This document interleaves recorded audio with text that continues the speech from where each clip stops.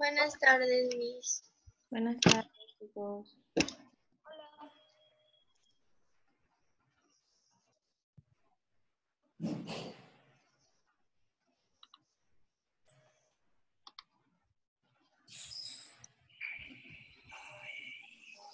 Todos me conocen como Joaquín, el de las sillas, pero no. Buenos mi días. nombre real es-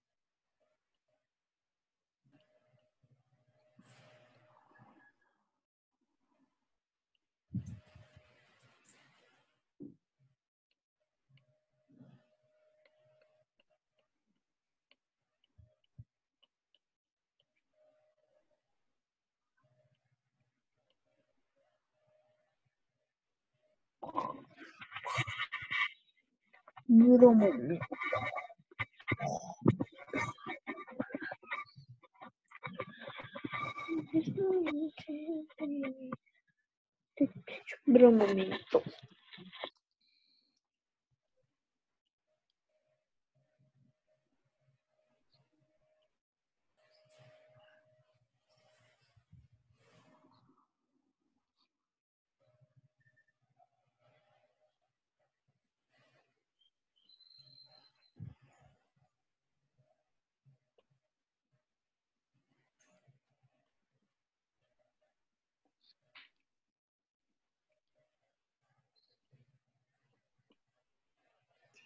Regina, ¿te quemaste la mano o qué? Sí.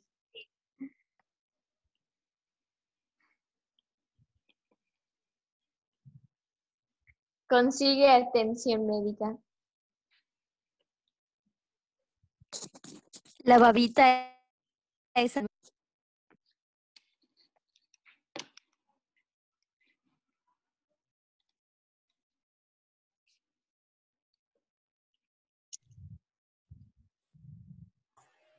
Regina, ayer estaba stalkeando a la niña esa de Ponido. Ponido.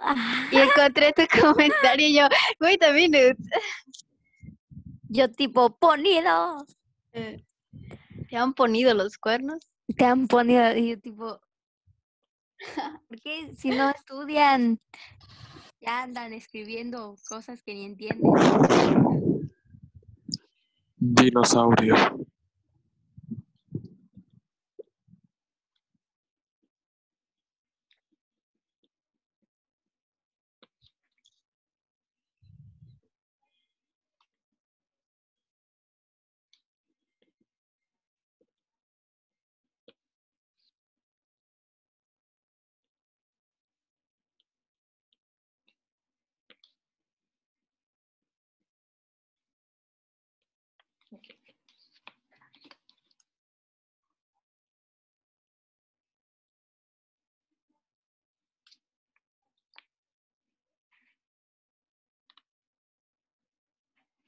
Ok, chicos, pues buenas tardes. Ya vamos a dar inicio a la clase del día de hoy. Recuerden poner presente en los comentarios para que se pueda considerar su asistencia. Iniciamos. ¿Se acuerdan que el día de ayer estuvimos viendo un poquito sobre el virreinato, las costumbres del virreinato?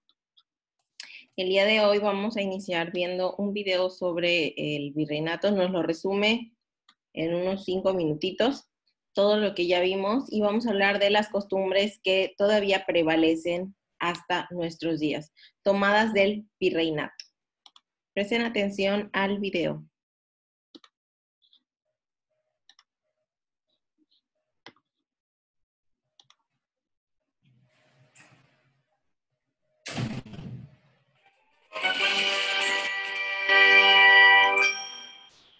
Hijo de Martín Cortés y de Catalina Pizarro Altamirano, Hernán Cortés nació en Medellín en 1485. Durante su juventud estudió durante 2 años en Salamanca, ciudad en la que obtuvo una formación en leyes que le fue muy útil durante toda su vida. Sin terminar sus estudios, regresó al seno familiar, donde permaneció poco tiempo. Pronto dejó el ambiente familiar para dar el salto al nuevo mundo. En el Caribe hizo valer sus habilidades y observó de qué modo se desenvolvían los hombres ávidos de fortuna y fama mientras acrecentaba su hacienda esperando su momento. Hombre de prestigio, Cortés llamó la atención de Diego Velázquez, gobernador de Cuba, que le confió una expedición con la que trataba de reponerse de los reveses sufridos por Francisco Hernández de Córdoba y Juan de Grijalva. De Cuba salieron alrededor de 550 soldados, entre ellos 32 ballesteros y 13 escopeteros. Al ejército han de sumarse 200 indios y algunos esclavos negros, junto a cierto número de indias de servicio. A bordo de los navíos viajaron 10 cañones de bronce, 4 falconetes y 16 caballos. En aquel contingente se había incorporado un importante número de participantes en las 2 expediciones, hombres descontentos que en las playas de Veracruz dieron a Cortés el respaldo para fundar un cabildo y enviar desde allí documentos y joyas al rey Carlos I. La ruptura con Cuba se había consumado para dar comienzo a la incursión en el imperio dominado por Moctezuma, cuyos emisarios tomaron contacto con los barbudos de inmediato. En el litoral se produjo la primera batalla, la de Centla, en la que algunos creyeron ver al apóstol Santiago combatiendo del lado cristiano. También allí Cortés mandó barrenar y desmantelar la mayor parte de su flota para impedir que la facción que quería regresar a Cuba pudiera hacerlo. Con el paso del tiempo, a aquella trascendental decisión se le añadieron las llamas que completan la imagen mítica de Cortés quemando sus naves. Desde la costa, los españoles penetraron y comenzaron a establecer alianzas con los pueblos tributarios de Tenochtitlán. La primera de ellas se hizo con Zempoala. Sin embargo, la decisiva fue la que sellaron con los mayores enemigos de los mexicas, los tlaxcaltecas, principales aliados de los españoles durante la conquista.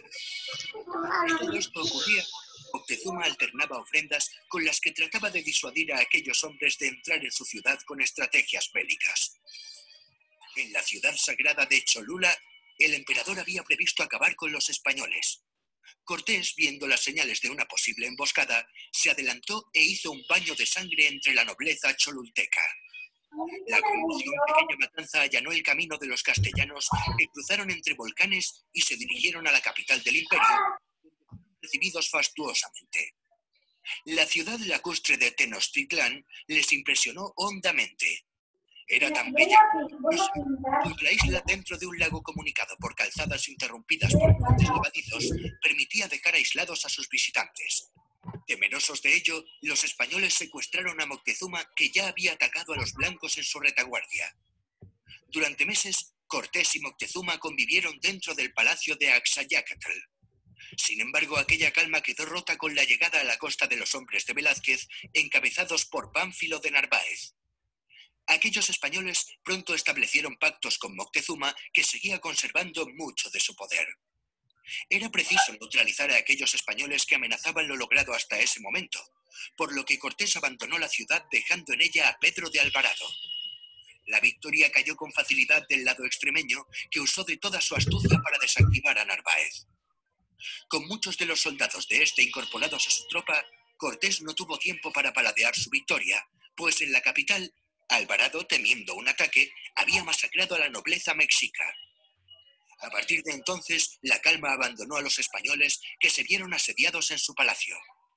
De nada sirvió hacer salir a Moctezuma a la azotea para amansar a sus súbditos. No, no me van a quedar.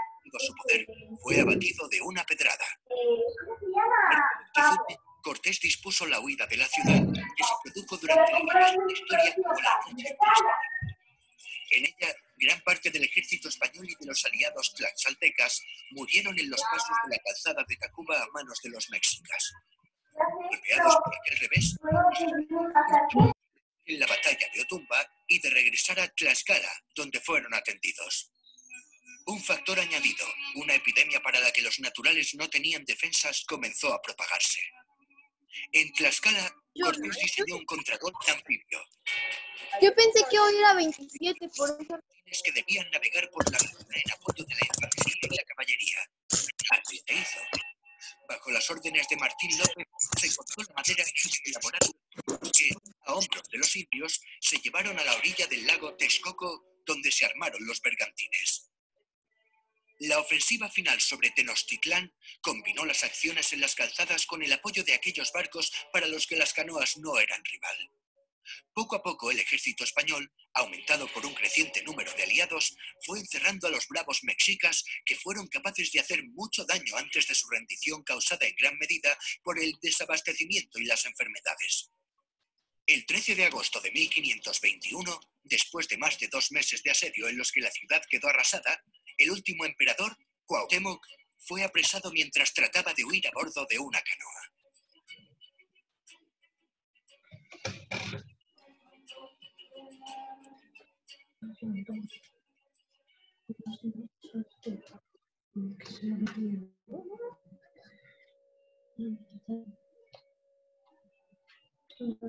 ¿Quieres ser miembro del canal? Al lado del botón de suscripción hay un botón.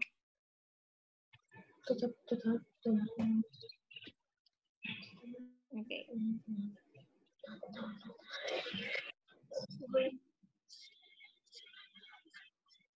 Ok, chicos, ¿qué les pareció el video? Pueden levantar la mano.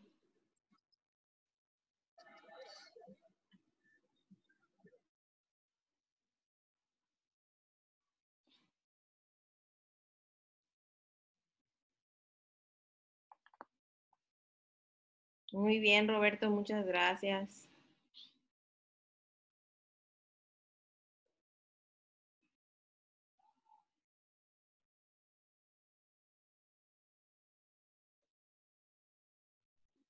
Fernando Mendoza, ¿estás levantando la mano? No, me estaba estirando porque pues llevo sentado en esta silla quién sabe cuántas horas. Ok. Bueno, pues continuamos con nuestro tema. Lo que queríamos ver era esto para saber cuáles son las costumbres que nos quedan hasta el día de hoy.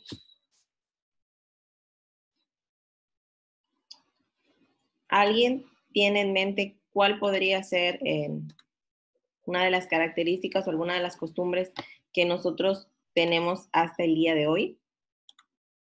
La religión. La religión se quedó con nosotros desde la llegada de los españoles. Sin embargo, es importante tener en cuenta que algunos de esos rasgos los realizamos en nuestra vida cotidiana. Pero ¿a qué se le llama cotidiano? Cotidiano es que se repite día a día y lo empleamos para referirnos a una incidencia diaria o que corresponde a todos los días. Si nosotros enumeramos todos aquellos elementos que utilizamos de manera cotidiana, pues serían bastantes. Entre ellos podemos mencionar que tú asistas a tu trabajo, que tú vayas a la escuela. Son todas esas cosas que hacemos de manera cotidiana. No sé, limpiar tu cuarto, decorar. Sabemos que en una casa, pues normalmente hay unos muebles que decoran tu hogar. Sabemos que tenemos cierta manera de vestirnos, tenemos ropa, accesorios, sabemos dónde podemos ir a entretenernos. Todo eso constituye algo que nosotros hacemos de manera cotidiana. A eso se refiere algo cotidiano. Durante muchos siglos, la disciplina histórica concentró su atención principalmente en hechos políticos y económicos, es decir, en la Primera Guerra Mundial, en la Segunda Guerra Mundial, en la Guerra Fría y todos aquellos sucesos políticos o que afectaron a la economía. Por ejemplo, la caída de la bolsa en 1929. Y a partir de eso surge materias que nos interesan un poquito más, como lo es la historia de la vida cotidiana, que se manifiesta y se expresa en los colectivos humanos que se repiten, es decir, aquellos patrones que tenemos desde tiempo atrás y que repercuten en todos los días. Pero, ¿qué es importante o por qué es importante la historia de la vida cotidiana? En primer lugar, porque nos permite acceder a información que nos ayuda a conocer mejor los sectores de las sociedades antiguas, generalmente pues, desatendidos por la historia, como lo es las mujeres, los ancianos, los niños, cuál ha sido su evolución a través del tiempo. Otro podría ser cómo vivía la gente común en el pasado y las características que pues delineaban su estilo de vida. No era todo estar en guerra o en conflicto. Otro podría ser quizá introducirnos en aspectos de la mentalidad de las civilizaciones pasadas por medio de sus valores, sus prejuicios y sus ideas. Es decir, por ejemplo, ¿qué pensaban aquellas personas que, por ejemplo, en la Edad Media tenían ciertas costumbres? Les comento, en la Edad Media había ciertas costumbres que, por ejemplo, aquellos que pertenecían a la nobleza solo tenían derecho a bañarse 2 veces al año. Entonces, imagínense qué había en el consciente común de esa sociedad. Otra de las cosas eran que sus deportes pues, eran bastante violentos. La mayoría de ellos acababa en muerte. Por ejemplo, el de las justas, que era que dos jinetes con unos palos se golpearan el pecho y aquel que lograra tirar al otro, pues ganaba más puntos.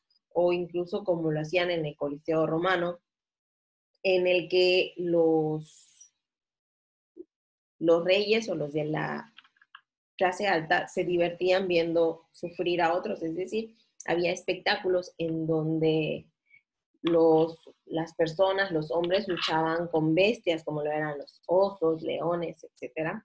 Y eso servía para divertir. Ahora imaginémonos que haya una historia que se dedique al estudio de esas personas que no figuran como muy importantes en la historia y que sus acciones repercuten en nuestra vida cotidiana. Otro podría ser conocer a mayor profundidad las sociedades del pasado, por lo que se desencadenaron hechos y procesos en la historia humana. Aquellas sociedades, por ejemplo, los fenicios, los sumerios, todos ellos que fueron las primeras civilizaciones que se formaron. De igual manera, puede permitir acercarnos a diferentes niveles de cotidianidad. ¿Qué es esto de la cotidianidad? Como habíamos dicho, es algo que se repite día a día. De igual manera, puede ayudarnos a estrechar lazos de disciplina histórica y de estudios sobre juegos, como les mencionaba, moda, platillos alimentarios, formas de vivienda, música, que predominaban en toda la historia y que resultan atractivos y familiares a cualquier lector. Por ejemplo, no sé si han escuchado del rugby, el deporte del rugby. Ese nació como tal en la Edad Media. Eso podría ayudarnos a entender cómo algo que fue tan violento en su tiempo, porque en ese deporte, en la Edad Media, morían muchísimas personas, y eso era lo importante, ¿no? Ser un ganador, aunque murieras, ser un ganador. Sin embargo, ese juego trascendió hasta nuestros días y lo vemos como algo tan común. Y por último, nos permite comprender que no todos los elementos cotidianos de un grupo social son asimilados de la misma manera, pues mientras unos son reproducidos de manera automática, otros son rechazados y combatidos por algunos sectores o grupos. ¿A qué se refiere esto? Se refiere a que si bien muchas de las prácticas antiguas se llevan a cabo hasta el día de hoy, hay algunas que son muy rechazadas. Pensemos, por ejemplo, el caso de la Edad Media, en el que solo se bañaban 2 veces al año y era únicamente para la nobleza. O en su caso de las personas que no pertenecían a la nobleza, que nunca se bañaban, o sea, ellos no conocían el baño. Imaginémonos cómo sería nuestra vida así. Por lo tanto, podemos identificar que esas prácticas en nuestra sociedad son rechazadas.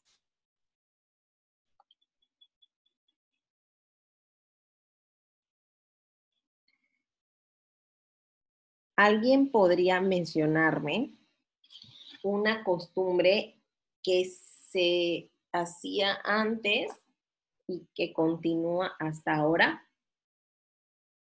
Día de Muertos, puede ser. Día de Muertos. Algo que hagamos diario.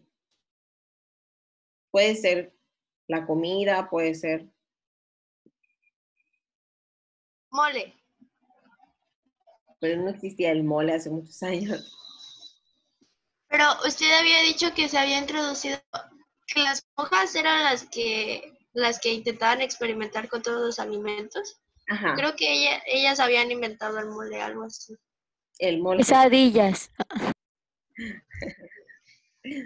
Algo que sí es muy importante, que es desde hace muchísimos años, y que es algo que la mayoría consume, es la tortilla. El consumo de la tortilla en México es algo que normalmente se hace de manera cotidiana. El uso del chile igual, nosotros los mexicanos a todo le ponemos chile. También se refiere a eso. El cacao. El cacao, ¿en qué lo utilizamos? En chocolate. En chocolate, efectivamente. Chocolate. Entonces, muchas de esas cosas que pareciera que no, pero sí influyen en nuestra vida cotidiana. ¿Alguna duda con respecto a cualquier tema de la Nueva España? ¿No? ¿Qué hicieron ayer, Miss? Está el video en YouTube para que lo puedas consultar, Regina. No, solo fue explicación. El día de hoy yo voy a mostrar la tarea, qué es lo que van a hacer, para que ya lo puedan subir. No sé si alguno ya lo terminó. Roberto me preguntó ayer que si podía subirlo. Dije que sí, sin problema. Ok, vamos a checar el documento y si tienen alguna duda, pues la vamos resolviendo aquí. A ver, aquí está. Lo que tenían que hacer, o lo que tienen que hacer más bien, es completar los enunciados. ¿Cómo lo van a completar? Pues con las palabras que ya vimos. En este caso, habla de las autoridades de la Nueva España. ¿Quiénes eran las autoridades de la Nueva España? Daniel, te escucho. Primero estaba el rey, Muy bien. el virrey, los gobernadores y capitanes Ujú. y alcaldes mayores y corregidores. Y ya. Ok. En el caso del rey, que constituía la máxima autoridad de todo el imperio español, su poder era absoluto y no tenía ningún límite legal. Sabemos que entonces aquí, en este espacio va rey. Luego había otro, el del virrey, que era la autoridad en la Nueva España. Entonces sabemos que aquí va virrey. Y así vamos a completando con los nombres de cada una de las autoridades. Recuerden que esas diapositivas con toda esta información ya está en plataforma o en su defecto en el Drive. En el Drive es cuando lo subo enseguidita, pueden entrar y ahí está. En la plataforma sí tarda un poquito más en subirlo por aquello del peso, pero en Drive, de hecho, desde un poquito antes lo subo la información. En este caso, en el segundo ejercicio, solo son esos dos, no hay más. En el segundo ejercicio tienen que subrayar la respuesta correcta. Te escucho, Roberto, con tu duda.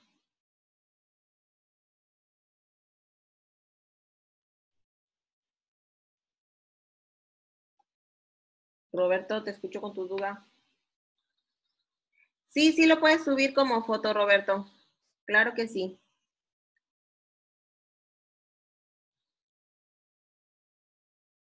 Ok. No tiene que ser en Word, solo con que me mandes esta tarea.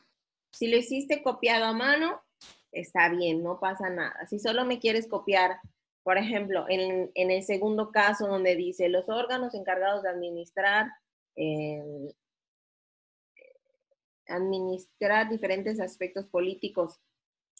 Si quieres ponerme solo la respuesta correcta, la puedes colocar. No tienes que copiar estas 3 opciones. No lo tienes que copiar.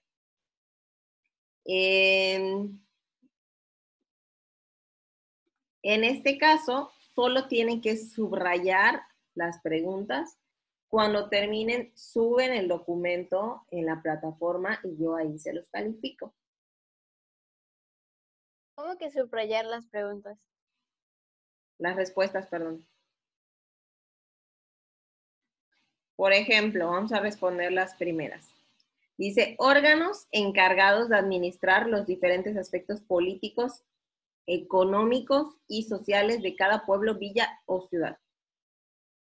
¿Eran los cabildos, las audiencias o las gobernaciones? ¿Qué era? Gobernación. ¿Qué eran? Audiencias.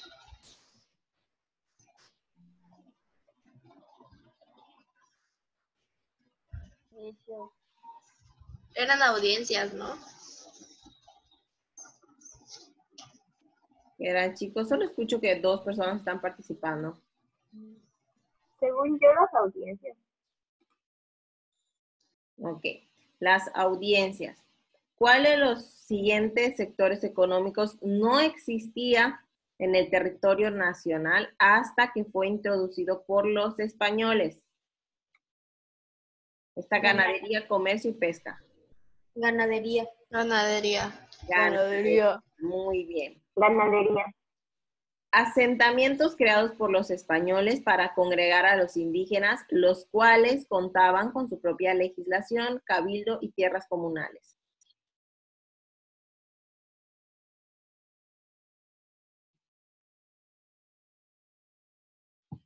Tenemos de respuesta señoríos indígenas, pueblos de indios y ciudades autóctonas. Señor.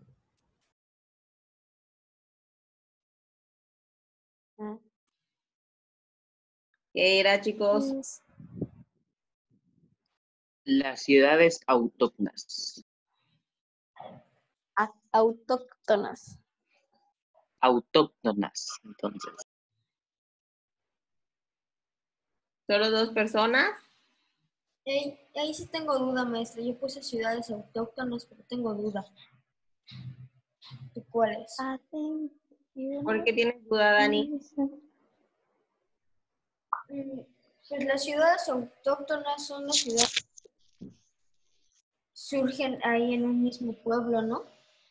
Mayorías indígenas que serían los nacidos ya en Nueva España, Ajá. pueblos de indios. Ajá. No estoy seguro cuál de las conflicto. ¿Cuál otra te suena?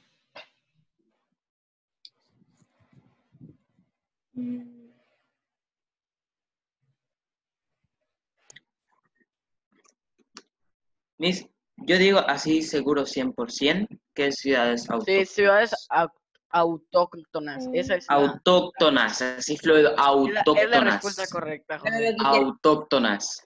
Es identificar. Mira, cuando algo nos causa conflicto, en el caso de Dani, yo siento que la que te está causando conflicto, aunque no me contestaste, es señoríos indígenas. Pero los señoríos indígenas se refiere a aquellos que eran donde congregaban a los indígenas y el jefe era un indígena.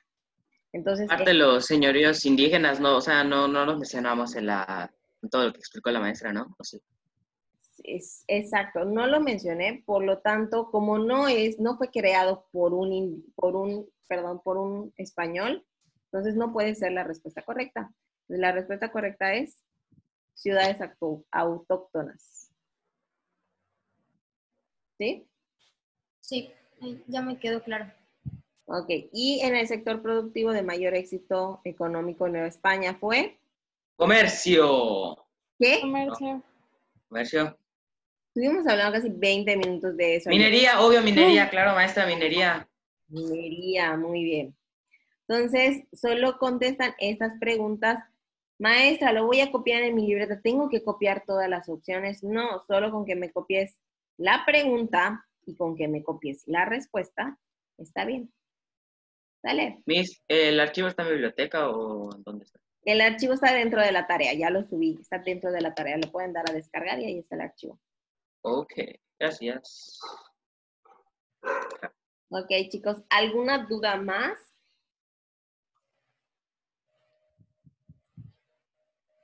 Ok, si no tienen dudas, nos vemos el día de mañana para iniciar con un nuevo tema. Y si pueden subir la tarea ya desde hoy, lo pueden subir. Si quieren imprimirlo, lo pueden imprimir. No es necesario, pero si se les hace más fácil, lo pueden imprimir. Sí, Isabela, sí lo recibí y según yo te contesté el correo.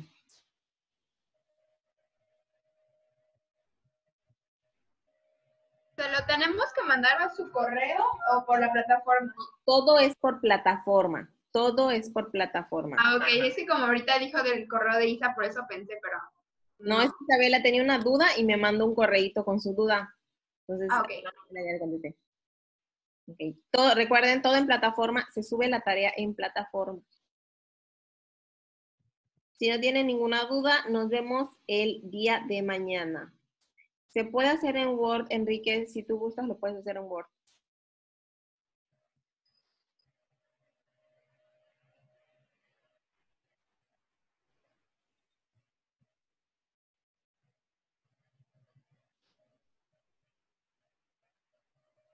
Ok, chicos, hasta mañana.